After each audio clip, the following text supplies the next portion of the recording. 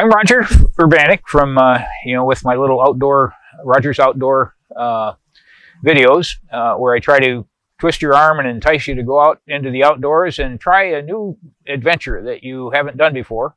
And that being said, I try to give you just enough information that you should be able to do it, know the rules and regulations, have some ideas on where to go, what the limits are, how to care for, if you're bringing something back, how to care for it, etc. Just the real basics so that your first outing out, at a particular type of thing is going to be productive and hopefully get you coming back again.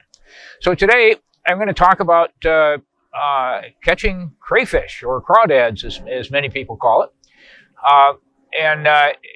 One of the first interesting thing is that you don't need a license. It's practically, it almost seems like these days you need a license to get out of bed in the morning, but somehow the Fish and Wildlife people, they're aware that they exist and they are aware that they're edible.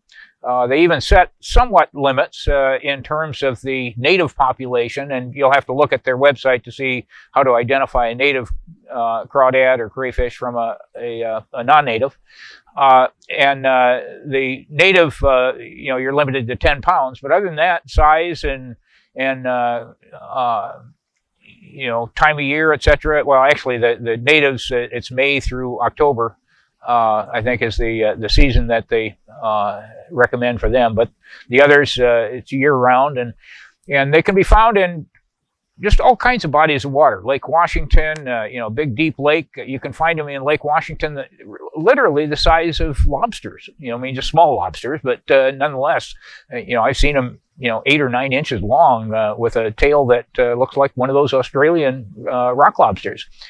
And to catch them, I haven't, I've gone out several times. I've used several different kinds of crayfish pots.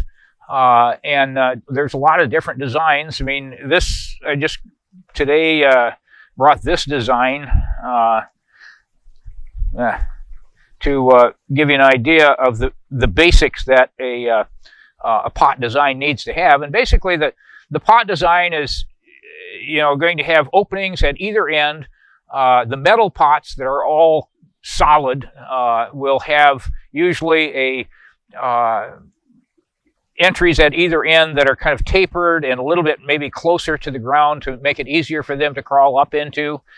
They're maybe a little bit more efficient than this, but this has the advantage of being collapsible, and you can take it on a backpack to different lakes that you might be fishing in, or streams, etc., and just have it along just in case you happen to see a bunch of crayfish around and say, hey, I want to see if I can catch them. So basically what you do is you throw something like this. You bait it with a number of different things. You use these little bait boxes that can look like this or like this, and put something in it. It can be anything from fish heads to chicken parts to, here's some cat food.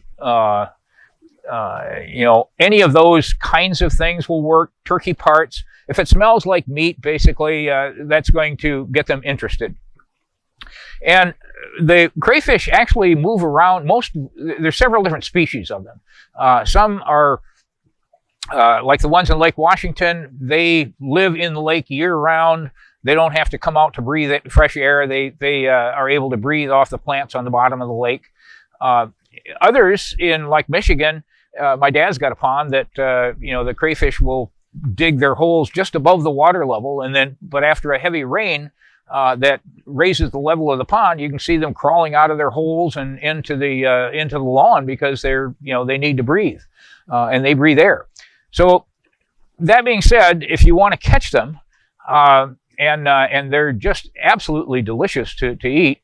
Once you catch a pail full of them, just throw them in hot boiling water until they kind of turn red.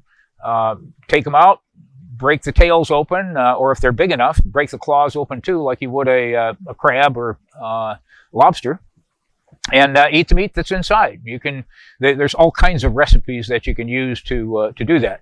But first, you got to catch them. So first of all, here's what the pot looks like, and again, you put your bait on the inside.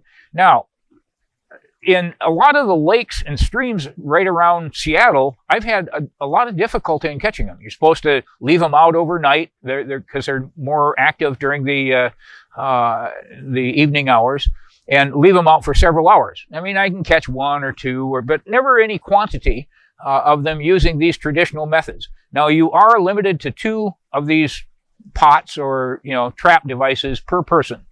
Is the other regulation that you have, but they can be a lot bigger than this, and you can leave them out for extended periods of time. So, and then when you catch them, some people will take and put them in kind of a live well, and maybe they'll get 2 today and 4 tomorrow and 2 the next day, and they want to save up enough for a meal, so they'll have some kind of device to save them live until they get enough for a meal. What I have done successfully in catching crayfish is when I go to eastern Washington, there's irrigation streams that, where along the different crop fields that sometimes are only just a foot or 2 deep. And I have often seen, as I cross the stream in bird hunting or something like that, the crayfish will scatter around and and show me that they're there. And so what I do is I finally went back and I collected a little wire mesh wastebasket.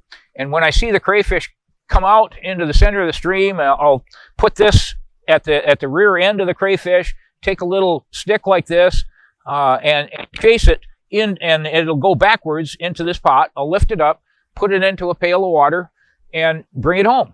And it's amazing. They are so thick in a couple of spots that I found that in the matter of 2 hours, I can get somewhere between 150 and 200 of these things, and really have quite a meal out of it. Sometimes they're either on the undercut of the bank, or they're in grass that grows in the center of the stream. So in any event, they are delicious. On the way home, you need to remember that you need to put fresh water, keep changing the water every hour or so, in order to keep them alive. If they die on you, they kind of release a little toxin and they won't taste quite as good. They can actually give you an upset stomach. But if you keep them alive, they are absolutely delicious. So hopefully you'll go out and catch quite a few crayfish, and I hope you enjoy them.